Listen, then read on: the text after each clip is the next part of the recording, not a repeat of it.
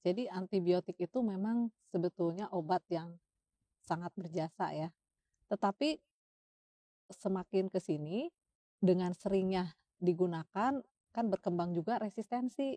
Apalagi kalau penggunaannya itu tidak betul, jadi berlebihan misalnya atau tidak sesuai indikasi. Itu resistensi itu kan sangat berbahaya karena si kuman itu menjadi kebal. Nah, kalau kuman itu jadi kebal jadi malah tidak bisa diobatin lagi. Ternyata nggak semua sakit itu diberikan antibiotik ya dok ya?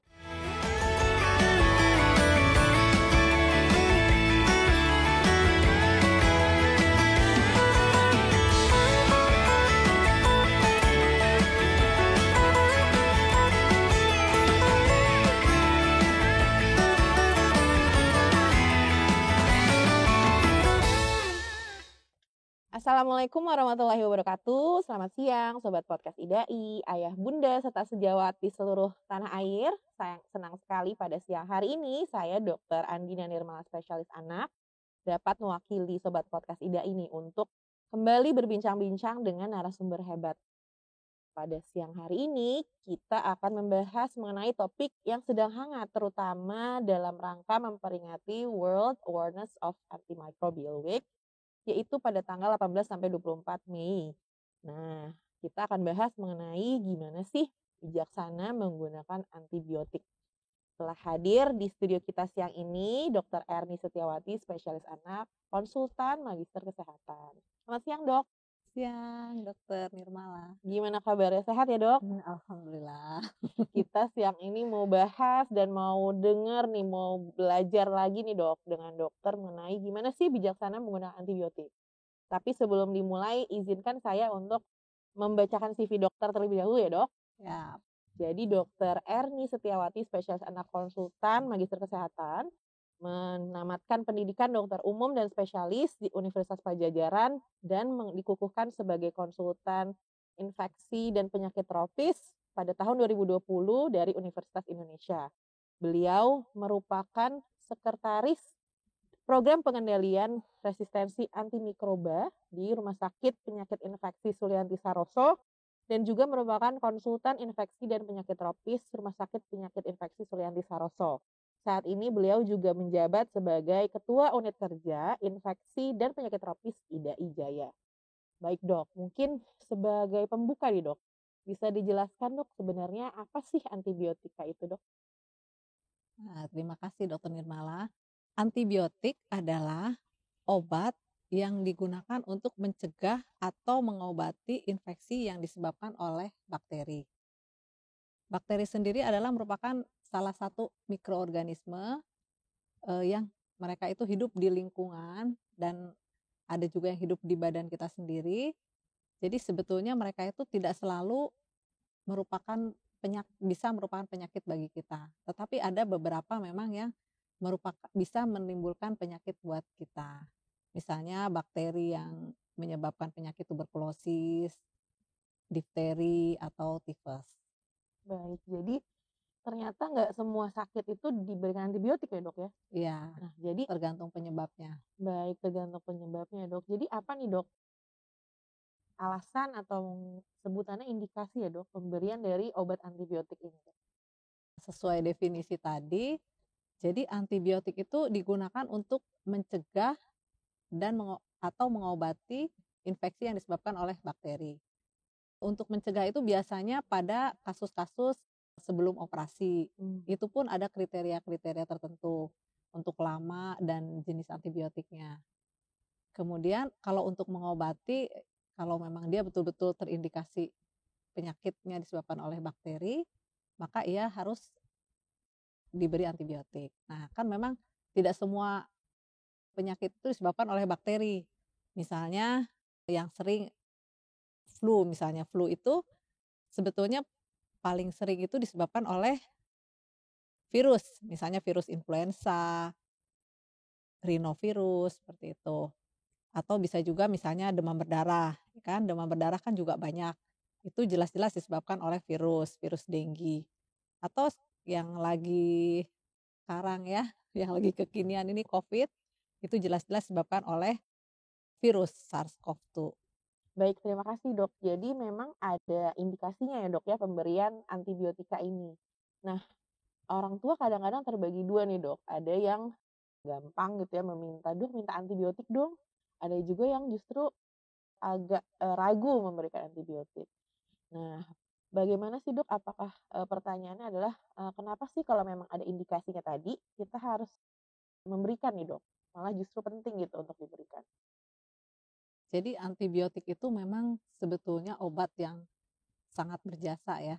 Jadi memang kalau memang indikasinya tepat, dia itu memang harus diberikan dan terbukti memang bisa sudah berjasa untuk menyelamatkan nyawa, banyak nyawa ya. Misalnya pada Perang Dunia Kedua gitu, contohnya sebelum penemuan antibiotik, banyak tentara misalnya yang karena luka-lukanya tuh tidak luka-lukanya terinfeksi dan tidak bisa diobati. Tapi setelah penemuan antibiotik, jadi bisa sembuh. Nah, itu kan sangat berjasa ya. Tetapi semakin ke sini, semakin dengan seringnya digunakan, kan berkembang juga resistensi. Apalagi kalau penggunaannya itu tidak betul, jadi berlebihan misalnya atau tidak sesuai indikasi. Berkembanglah resistensi. Nah, itu resistensi itu kan sangat berbahaya karena si kuman itu menjadi kebal. Nah, kalau kuman itu jadi kebal, jadi malah tidak bisa diobatin lagi. Jadi sama aja dengan sebelum ditemukannya antibiotik. Baik, jadi it itu ya, Dok, yang ditakutkan kalau terjadi resistensi antibiotik ya, Dok, ya? Ya, jadi ada lagi. Jadi resistensi itu adalah kemampuan kuman untuk Mhm. kebal terhadap paparan antibiotik. Di mana sebelumnya dia itu bisa dibunuh atau tidak bisa tumbuh dengan adanya antibiotik. Jadi dengan adanya resistensi kuman itu jadi kebal. Nah, berkembangnya resistensi itu bagaimana? Nah, resistensi itu sebetulnya terjadi, jadi kuman itu sendiri sebetulnya dia secara alami dia akan bermutasi. Jadi bermutasi itu misalnya pada reseptor atau tempat menempelnya antibiotik, sehingga antibiotik itu tidak bisa bekerja karena tidak bisa menempel di kuman tersebut. Nah, tetapi ada juga mekanisme yang mempercepat, misalnya yang kita bisa istilahnya tuh selective pressure. Mmm. Jadi kalau dengan penggunaan antibiotik, jadi tidak hanya membunuh kuman-kuman yang kita tuju aja, atau kuman-kuman yang sensitif saja yang mati, tetapi kuman yang resisten, yang memang dia dasarnya memang resisten atau kebal, itu bertahan. Mhm. Nah, tapi kuman-kuman yang sensitif pada mati, terus kuman-kuman baik juga, misalnya bakteri-bakteri baik atau flora normal juga pada mati. Nah, jadi dia merajalela kan hidup sendiri, tidak ada saingan, makannya banyak, nah jadi dia berkembang biaknya juga lebih cepat. Mmm. Nah, kemudian sifat resistensi itu menular ke Mhm. kuman-kuman yang lain, jadi semakin banyaklah kuman-kuman yang kebal gitu. Baik, jadi memang antibiotik nih setelah diceritakan merupakan obat yang penggunaannya kalau sesuai indikasi sangat menolong ya, Dok, ya, Iya, tapi jika terlalu, gampang diberikan juga bisa terjadi resistensi yang kita takutkan ya, Dok. iya. Berarti kalau begitu boleh nggak tuh, Dok, kita membelinya secara bebas gitu, Dok? Berarti tidak boleh ya, Mmm. karena kan pertama, belum tentu itu indikasi antibiotik. Nah, kalau tidak indikasi dia hanya membunuh kuman-kuman yang baik saja, nanti malah Mmm. jadi tumbuh jamur di badan ya, atau ya itu kuman-kuman yang resisten itu jadi berkembang pesat, pertama itu. Kedua, kalau memang dia itu memang indikasi misalnya ya, memang indikasi dapat antibiotik, tapi dosisnya tidak tepat atau jenis antibiotiknya tidak tepat, itu kan juga jadi salah ya. Kemudian yang ketiga, makin menyebarkan resistensi itu ya. Jadi Mmm. beli, orang banyak beli, jadi makin banyak kuman-kuman yang kebal, nah makin susah nanti kalau, ngobatin pasien yang benar-benar perlu. Baik, berarti efek untuk masyarakat terhadap penggunaan antibiotik yang dijual bebas tuh kurang baik ya, Dok, ya? Iya. Baik, Dok. Jadi ternyata penggunaan antibiotik ini juga dibarengi dengan adanya risiko resistensi antibiotik ya, Dok? Nah, kalau kita berandai-andai nih Dok, seandainya makin banyak angka resistensi antibiotik, apakah ada dampaknya nih Dok? Bahaya meningkatnya resistensi antibiotik, yaitu angka resistensi antibiotik itu kan meningkatnya lebih cepat daripada penemuan antibiotik baru. Nah, jadi akan semakin sulit kita mengobati pasien. Otomatis biaya untuk mengobati akan lebih tinggi, kemudian karena kan antibiotik baru juga harganya biasanya lebih mahal ya, sangat Mmm. mahal kadang-kadang. Nah, kemudian juga kalau ada obatnya, kalau nggak ada jadi seperti tidak ada obat lagi, jadi seperti kembali ke era sebelum ditemukannya antibiotik. Itu yang paling ditakutkan. Kemudian juga akan, meningkatkan angka kematian ya kalau sudah tidak ada obatnya. Jadi dari sekarang kita harus lebih hati-hati dalam menggunakan obat antibiotik. Baik. Berarti karena melihat, dampaknya yang cukup berat itu ya Dok, kita memerlukan tips atau bagaimana caranya menggunakan antibiotik yang benar gitu ya Dok ya. Mungkin dokter bisa memberikan kita info nih Dok, gimana sih cara penggunaan antibiotik yang benar itu Dok?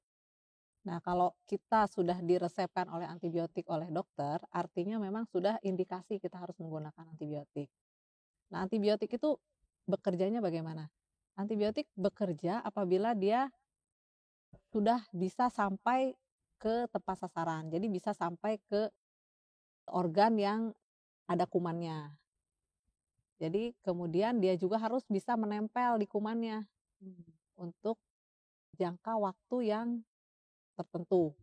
Kemudian di samping itu dia harus jumlahnya cukup saat dia menyerang kumannya itu sampai di tempat kumannya.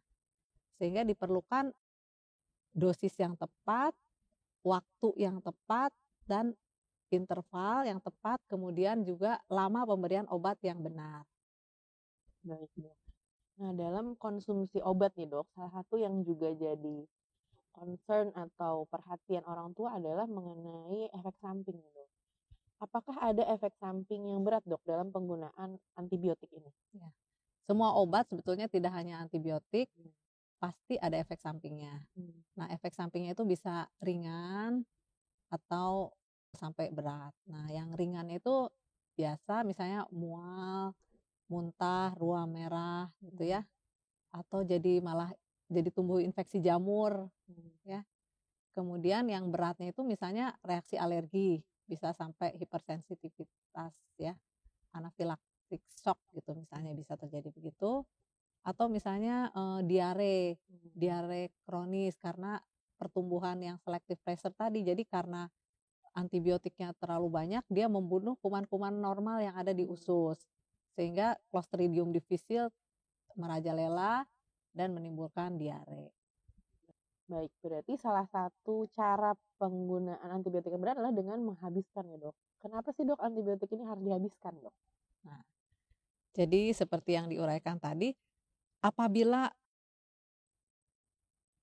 pasien gitu ya sudah mengkonsumsi antibiotik, jadi kumannya itu harus benar-benar meninggal semuanya ya. Jadi dia itu jumlahnya itu harus cukup dan lama waktunya juga harus cukup sampai di kuman itu antibiotiknya.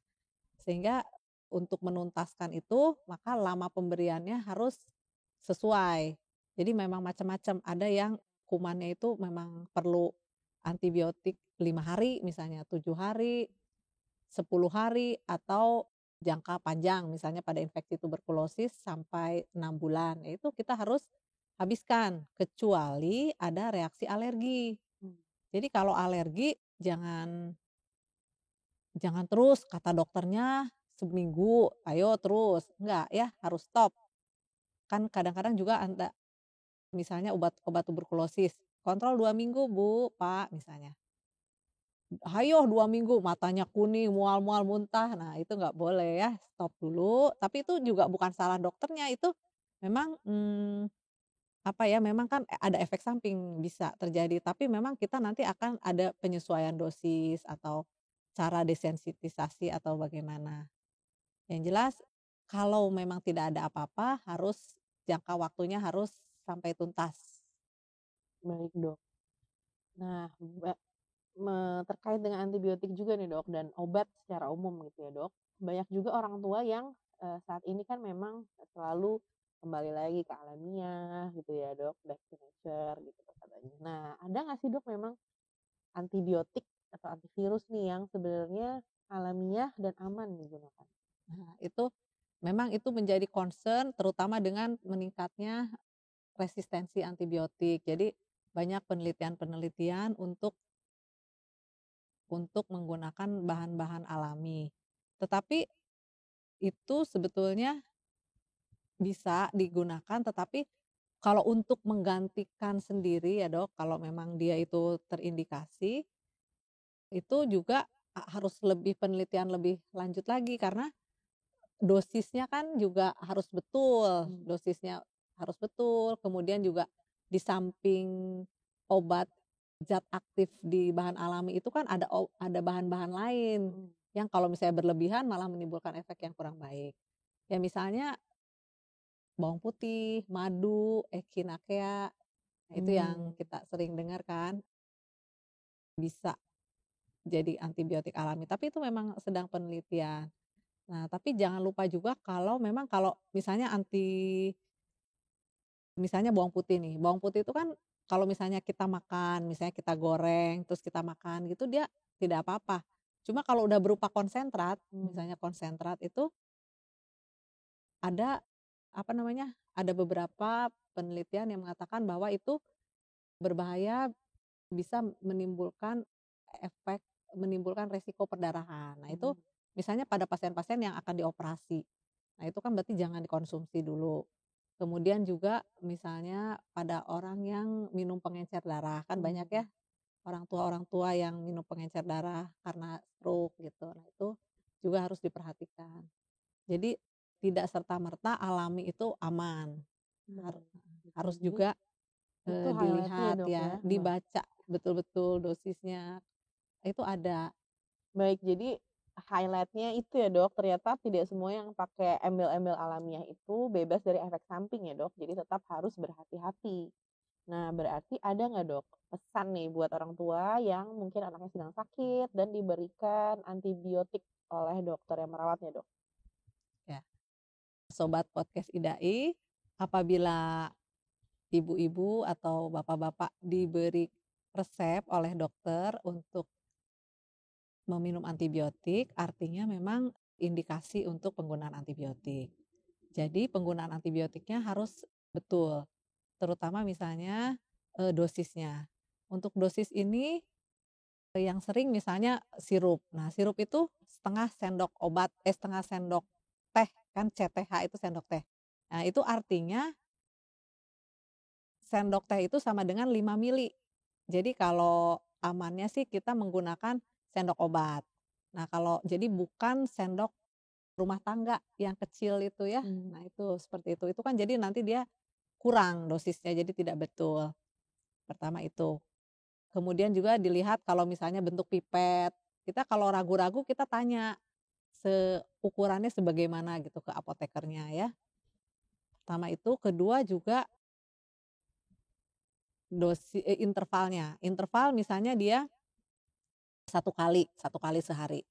Berarti misalnya minumnya jam 8 pagi hari ini, besok jam 8 pagi lagi, besoknya lagi 8 pagi begitu. Kalau 2 kali artinya 12 jam. Jadi 6 pagi, 6 sore atau 7 pagi, 7 sore. Ya tapi juga jangan apa ya, ya kita rubah lah misalnya jangan pertama dia kan sakit nanti minumnya baru sempat obatnya baru ada 11 malam. Terus nanti besoknya 11 pagi. Nah ya itu sih nggak terlalu begitu ya kalau baru-baru misalnya kita switch jadi jam 8 pagi, 8 malam itu boleh. Jadi kalau misalnya 3 kali berarti selang 8 jam begitu. Dicari waktu yang enak tapi intervalnya tetap. Nah, yang terakhir lama pemberian obatnya. Oh ya, satu lagi, kalau sebelum makan. Nah, sebelum makan artinya obat itu terpengaruh oleh penyerapannya oleh makanan. Sehingga kalau sebelum makan tuh artinya perut harus kosong. Nah, perut kosong itu kapan? Berarti 1 jam sebelum makan atau 2 jam setelah makan. Nah, kemudian Yang terakhir, lama pemberian obat, yang seperti disebut-sebut tadi bahwa harus habis, kecuali ada alergi, gitu. Baik. Terima kasih banyak nih Dokter Erni atas waktunya dan ilmunya nih. Kita jadi banyak belajar tentang gimana sih bijaksana menggunakan antibiotik ya dok. Mungkin dokter ada take home message nih dok yang bisa dibagikan kepada sobat podcast IDAI dok. Silakan dokter. Terima kasih, sobat podcast IDAI. Take home message dari podcast kali ini adalah apabila sudah diresepkan antibiotik, mohon untuk digunakan secara benar. Jadi dari dosisnya, interval waktunya, kemudian dari lama pemberiannya. Yang kedua, lebih baik kita mencegah dari penyakit infeksi, yaitu misalnya dengan melakukan prokes kesehatan. Jadi mencuci tangan dengan sabun, terus memakai masker dengan baik, kemudian juga makan makanan yang bergizi, itu tidak bisa diremehkan. Kemudian olahraga, ya olahraga bersama keluarga. Yang terakhir adalah vaksinasi, gitu. Baik, terima kasih banyak Dokter Erni. Mungkin katanya dokter udah nyiapin nih pantun dok. Saya punya pantun khusus untuk sobat podcast IDAI. Bapaknya tampan, ibunya cantik. Anaknya menawan jadi bintang. Mari cegah resistensi antibiotik untuk kebaikan di masa mendatang. Wih, bagus sekali nih dok. Makasih banyak Dokter Erni. Selain ilmunya nih kita jadi paham ya dok tentang penggunaan antibiotik yang bijaksana. Tadi juga pantunnya keren banget nih dok. Kita tidak terasa ya Ayah Bunda dan Sobat Podcast IDAI berada di akhir atau ujung penghujung IDAI Podcast kali ini. Sekali lagi terima kasih banyak pada Dokter Erni atas ilmunya dan segala diskusi kita siang hari ini. Jangan lupa kepada Ayah Bunda untuk tonton lagi tayangan ini jika dirasakan perlu untuk mendengarkan lagi Dokter Erni penyampaian tentang antibiotik. Jangan lupa bahwa antibiotik merupakan obat yang penting jika memang terindikasi dan harus digunakan secara bijaksana agar menghindari resistensi. Sampai jumpa di IDAI Podcast berikutnya, tentu saja dengan topik terhangat dan informasi yang terakurat dari narasumber yang tentu tidak perlu kita ragukan lagi kapabilitasnya. Akhir kata, jangan lupa juga untuk subscribe, kemudian like dan share akun YouTube IDAI_TV agar Ayah Bunda dan sejawat IDAI, Sobat Podcast IDAI tidak ketinggalan nih mengenai topik-topik berikutnya yang akan kita hadirkan. Boleh juga untuk mendengarkan podcast ini di akun Spotify IDAI. Sampai jumpa Ayah Bunda. Wassalamualaikum warahmatullahi wabarakatuh.